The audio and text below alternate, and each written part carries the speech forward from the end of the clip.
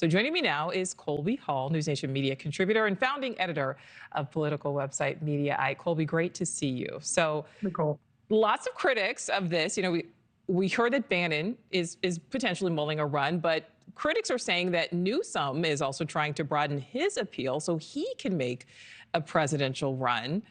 So talk about that. But on the flip side, is this maybe about finding common ground, or at least attempting to? Because there was a lot of criticism saying Democrats need to figure out how to connect to more Americans.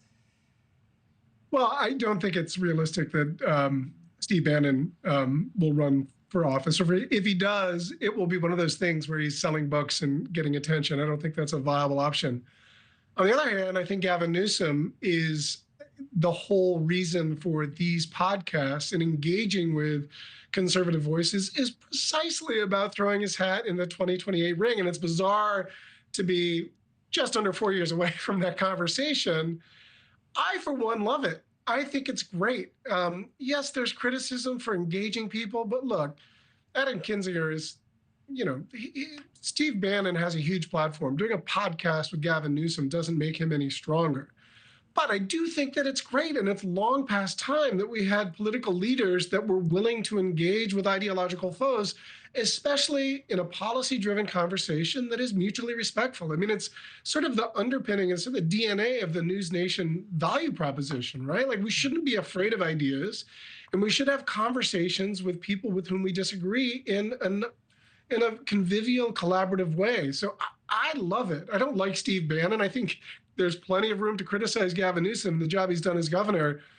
But wouldn't it be great if there would be more conversations like this? It's so rare in today's media landscape that you see ideological foes having a discussion. Right. No, certainly it is so important to have those discussions because they're not happening. But much of the criticism is not only focusing on the fact that Newsom invited Steve Bannon on his podcast, but also the fact that he didn't challenge him on topics like who won the 2020 election. Was that a bad move, do you think?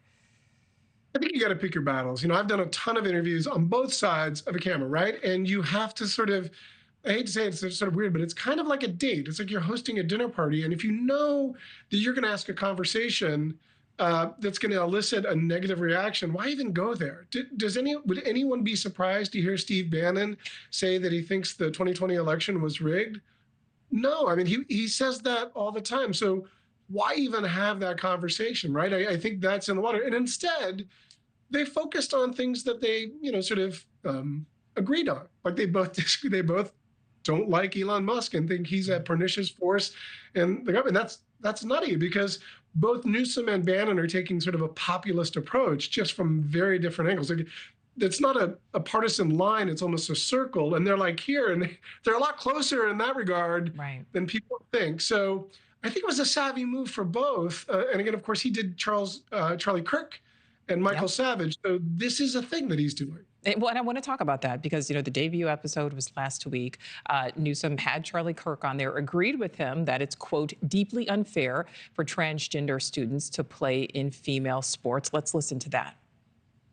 Would you say no men in female sports? Well, I think it's an issue of fairness. I completely agree with you on that. It is an issue of fairness. So it's deeply unfair. All right. So, Colby, we're just talking about the first few episodes here. What do you think the public can expect going forward? Is this about shaking things up?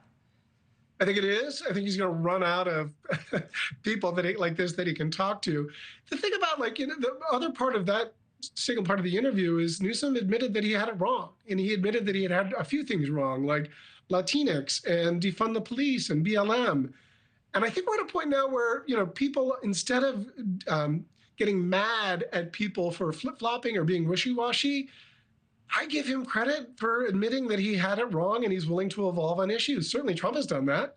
And I think it sort of shows some sort of courage on the left. Whatever's been happening on the Democratic side of the aisle hasn't been working. So this dude here, he looks the part. He's got to get his own state in order. California is a bit of a mess, but fortune favors the bold, and he's boldly trying something new. So we'll see if it works out. All right. It's NewsNation media contributor Colby Hall. Thank you, as always. Thanks for watching. Go to joinnn.com to find NewsNation on your screen. And don't forget to click the red subscribe button below to get more of NewsNation's fact-driven, unbiased coverage.